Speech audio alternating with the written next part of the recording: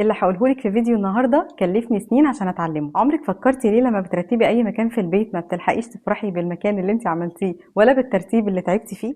هما يومين اتنين ويمكن اقل، وكل حاجه بترجع تاني تضرب تقلب على بعضها، وكل ما حد يحتاج حاجه يفتح كل الادراج عشان يدور عليها ويا يلاقيها يا ما يلاقيهاش.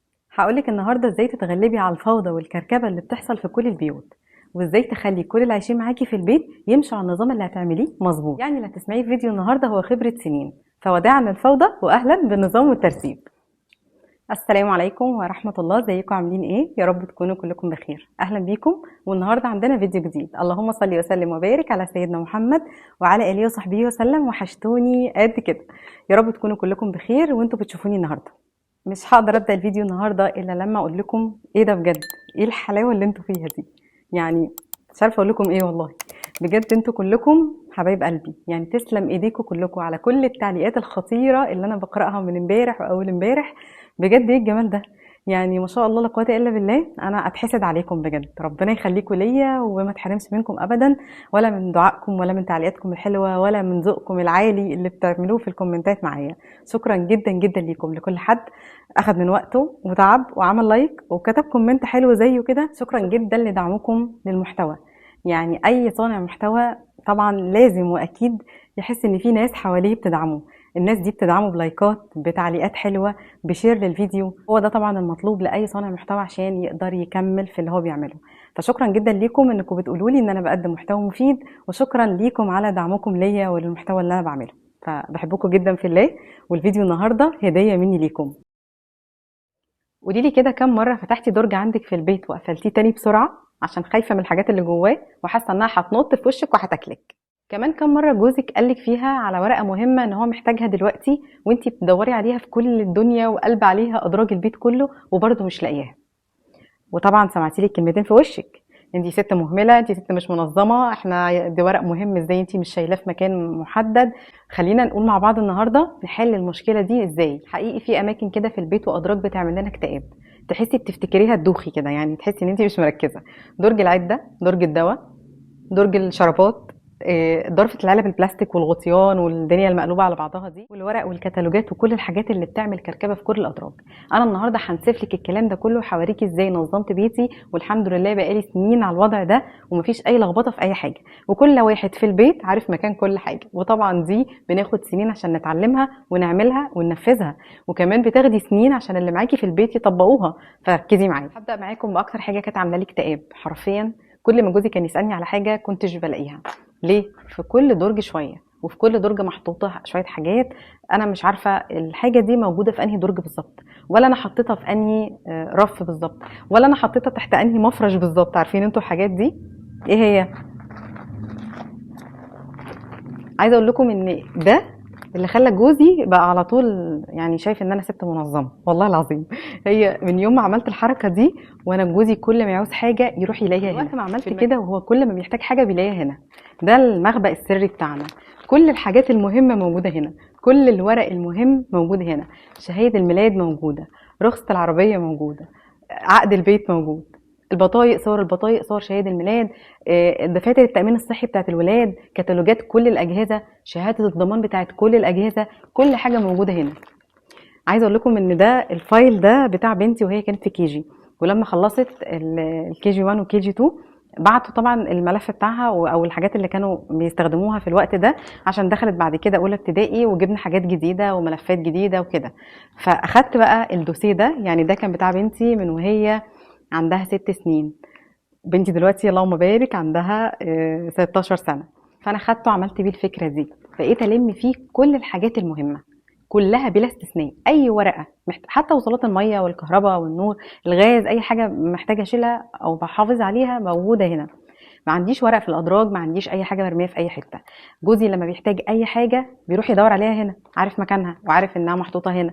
مفيش حاجه بتضيع، لدرجه ان لو في ورقه ادور عليها الاقيها مش هنا بيبقى متفاجئ ومستغرب، هي ازاي الحاجه دي مش موجوده هنا؟ ده انت بتحطي كل حاجه هنا. فدي من الحاجات المهمه جدا، انك تلمي الورق والحاجات المهمه كلها في فايل واحد. طيب ده عفاف غالي مثلا، نقول مثلا ده سعره كتير عليكي، حطي في ده. بصي ده، عارفين الدوسيه اللي بكبسونه ده؟ شايفين ده؟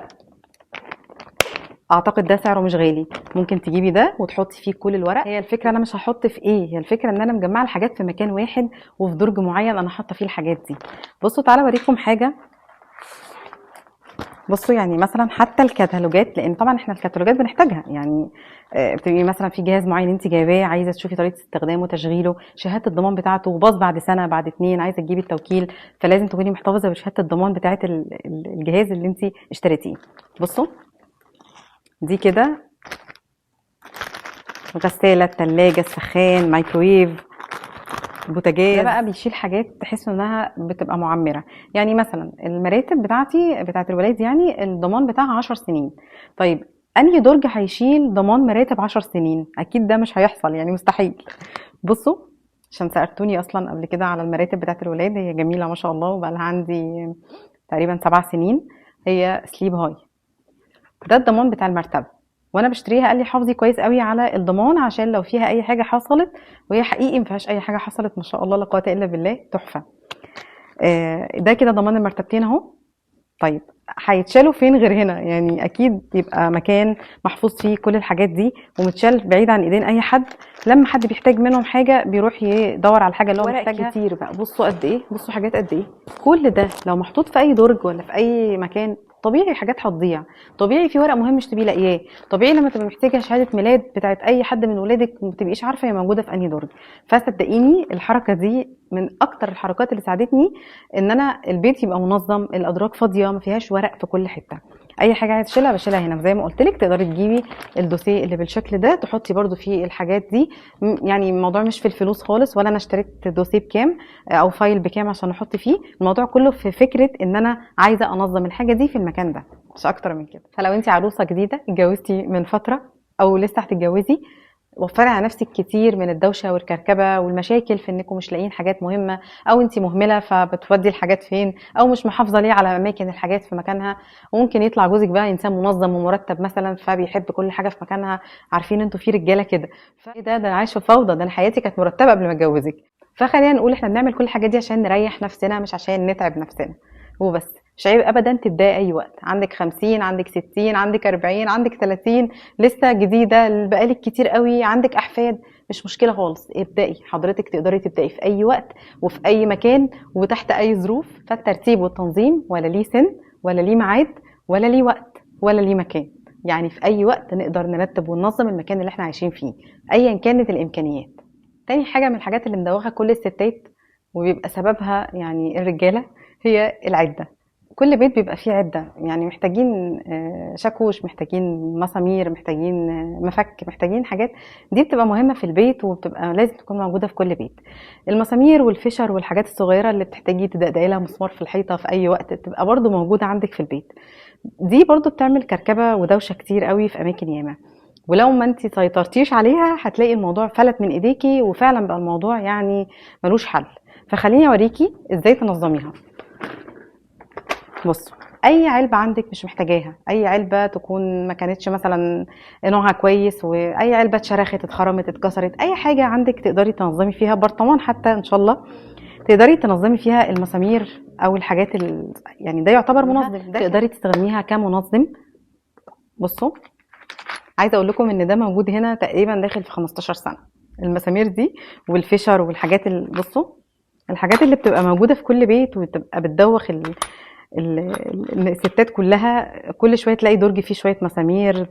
بصوا دي مهمه قوي برضو، بنفك بيها كده. وفشر، كل صنايعي يجي يعمل لك حاجه يقول لك ابعتي حد يشتري مسامير او ابعتي حد يجيب فشار بتعلقي ستاير بتاع، وبعدين يتبقى منهم شويه حاجات كده فيسيبوها لك فتلاقيها انت مش عارفه توديها فين، هترميها اكيد مش هترميها. بصوا حاجات كتيره. والمسامير السن صاج اللي انت مثلا محتاجه تدقي مسمار عشان تعملي حاجه معينه، يعني كده كده البيت ما بيخلاش من الحاجات دي.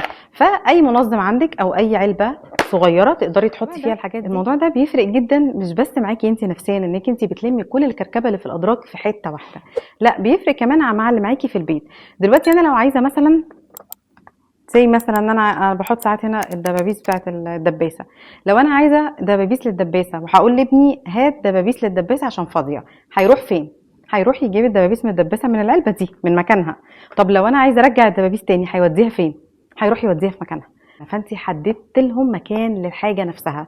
يعني مستحيل بقى يرموها في حته تانية، مش هتلاقيهم، لا هو تلقائي كده من نفسهم، هم اوتوماتيك هيروحوا يودوها في مكانها. فانت بس الفكره كلها ان انت تحط لهم مكان للحاجه، مكان للعده، علبه للعده وعلبه للمسامير، علبه او فايل للورق، هتلاقيهم بيدوروا على الحاجه في المكان ده وبيرجعوا الحاجه في المكان. طيب الادوات الكبيره بقى، طب دي علبه للمسامير والحاجات الصغيره، في ادوات كبيره زي مثلا كده كده كده، حاجات مثلا مش بنستخدمها او راكنينها مش عايزينها كده، كل ده بنحطه فين بقى يا عفاف؟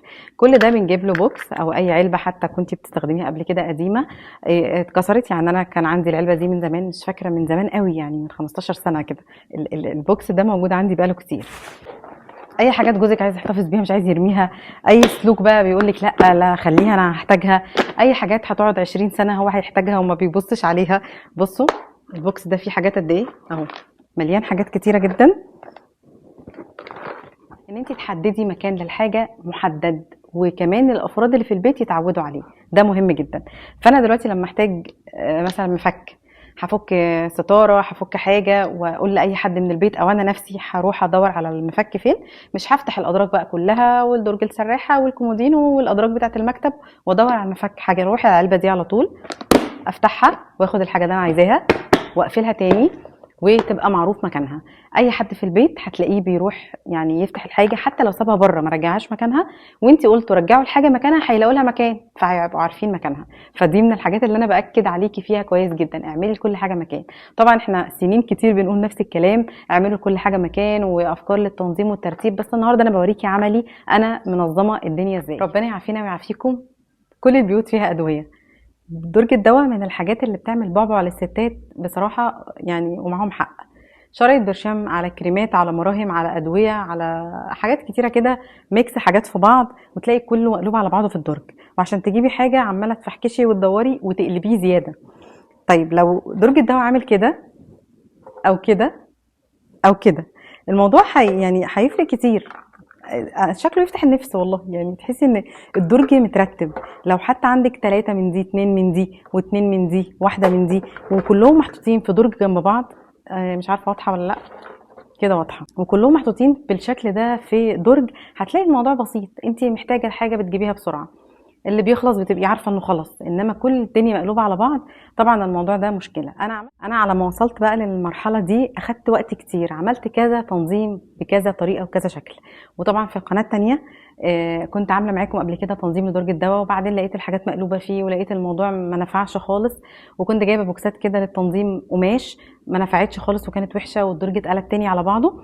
بس لما استخدمت البوكسات دي وكنت مرتباها معاكم برضو في القناه التانية، لما استخدمت البوكسات دي لا الموضوع فرق كتير. يعني اولا هي يعني اكريليك كده او يعني شبه البلاستيك، شفافه وشكلها حلو، وتنفع كمان مش بس للادويه، انت ممكن تجيبي دي للطرح، تجيبيها للدبابيس، تحط فيها الذهب بتاعك، تحطي اي حاجه. يعني هي الفكره كلها في ان انت يبقى عندك افكار للتنظيم، مش الفكره انا هحط في ايه، لان ممكن واحده تانية تجيب كرتونه اي حاجه وتحط فيها الدواء وتبقى نافعه وتمام. وزي ما قلت لكم الفكره مش انا هشتري منظمات بكام، الفكره انا نفسي عايزه ارتب وانظم ولا لا.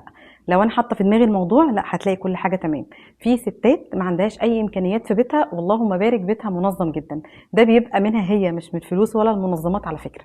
خليني اقول لكم دلوقتي برضو على الضرفه بتاعه العلب البلاستيك، تقدري تشتري منظم للغطيان، الغطيان هي اللي بتقلب الضرفه حرفيا، العلب ممكن تدخل كلها في بعضها بس الغطيان لا. فالغطيان تجيبي لها منظم، بلاش منظم، جيبي اي علبه بلاستيك عندك حطي فيها الغطيان ورتبيها اكبر في اصغر في اصغر على حسب حجمهم، ده برضو هيخلي الضرفه دايما مترتبه. الفكره ان احنا ننظم الغطيان اللي عندنا. لو تخيلوا لو كل ده مقلوب في الضرفه مع العلب مع كركبه، هتلاقي الموضوع فعلا انت كل ما تفتحي اعصابك تتعب، فالتنظيم مش هيريحك الا انت بس، يعني انت اولا وبعد كده بقيه البيت. فاي حاجه قلناها النهارده تقدري تنفذيها بسهوله جدا باي فكره، مش لازم الحاجات اللي انا وريتها لك دي هي تستخدميها، اي فكره تقدري تنفذيها وتنظمي بيها البيت. قلت لك النهارده على اكتر الاماكن اللي بتعمل كركبه ودوشه في البيت، انت كمان اكتبي لي في التعليقات ايه تاني اماكن ممكن نصورها مع بعض واقول لكم ازاي ننظمها. كده يكون خلص فيديو النهارده، يا رب الفيديو يكون عجبكم وكمان يكون مفيد. ما تنسيش تعملي لايك وشير وسبسكرايب وفعلي علامه الجرس على كلمه الكل عشان يوصلك اشعارات بالفيديوهات الجديده اللي بتنزل على القناه. شكرا جدا ليكم لدعمكم وتعليقاتكم الحلوه وكمان لايكاتكم، وشكرا جدا لكل حد كمل الفيديو معايا لحد دلوقتي. ولو انت لسه مكمله معايا هستنى رايك تحت في التعليقات، واشوفكم ان شاء الله على خير في فيديو جديد. السلام عليكم.